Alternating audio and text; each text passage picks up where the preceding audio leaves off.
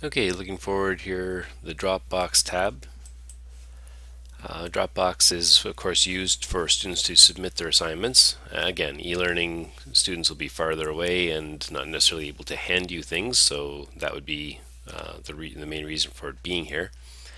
But it's kind of a nice convenient thing. If you are having them work on the computer, they can submit this way. A couple of nice features. I haven't necessarily used them. When I edit the folder, what do I see? Here, enable this folder.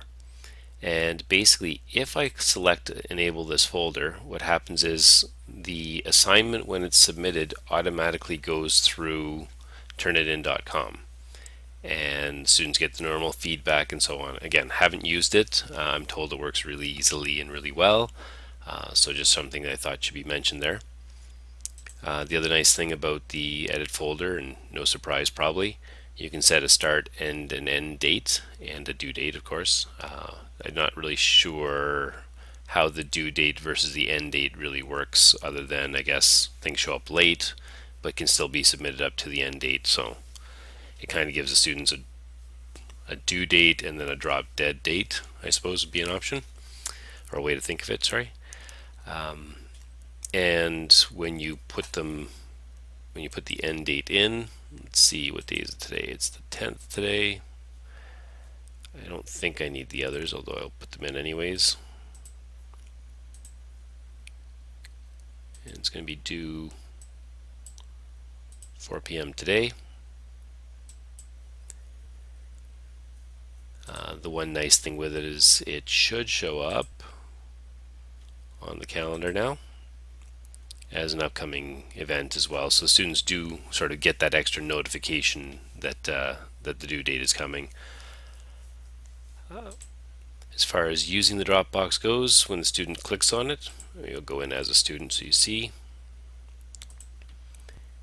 They are very easy to use. Just click on it and it says submit your files. If it's an uploaded file, you can click load it up as you normally would. You can leave comments. You can actually record an audio message to your teacher as well, or the student can record an audio message to you as well. And then when they click submit, I don't know if it's going to let me do this or not.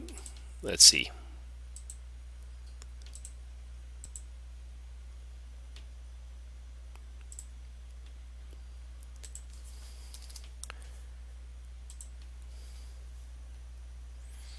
And I get a notice saying file submission successful.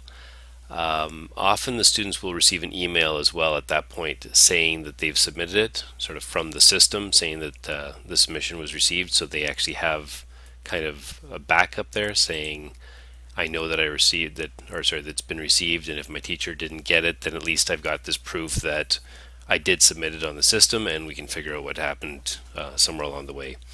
There was a teacher in the e-learning group that had two actual sets of accounts, I guess, or something.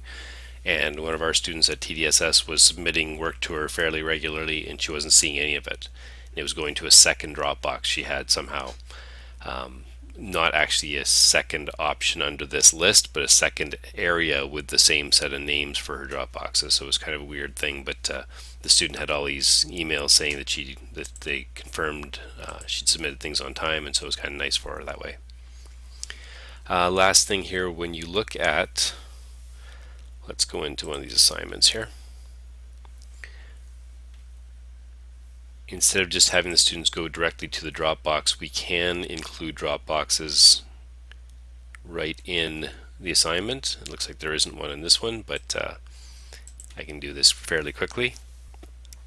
So a student has their assignment, and at the end here I can say please submit to, and then in the editing section here, this link allows me to insert things like, well, obviously content, course files, discussion boxes, and all these sorts of things. A Dropbox here I'm going to add. It's not one of these existing Dropboxes, so I'm going to, if I can do this, if I can find the option, create a new Dropbox. I'm going to name it my new Dropbox. and I'm going to create it. And so at the bottom it says please submit to my new Dropbox. When I publish that, I get the option to create a new file, which probably never want to do, overwrite the existing file. And then in the Dropbox area there will be a new Dropbox. I didn't categorize it. I don't think you can categorize it there actually, so if I wanted it to be as part of Unit 1, I could do that. Part of Unit 6, I could leave it as no category, and of course it stays on at the top of my list there. But as far as creating the Dropbox goes, it's that simple. Or of course right here as well, new folder, give name, my other new Dropbox. I can set my restrictions. It's going to start today. It's going to have a due date in 1 week's time. Probably nothing there to put in. I'm going to enable it so that I make sure that they go through, and the originality checking here explains plagiarism and what goes on. They get little messages back and so on from Turnitin.com. So those of you that are familiar with Turnitin.com should recognize whatever it says here. And then I save and close, and of course now I have another new Dropbox.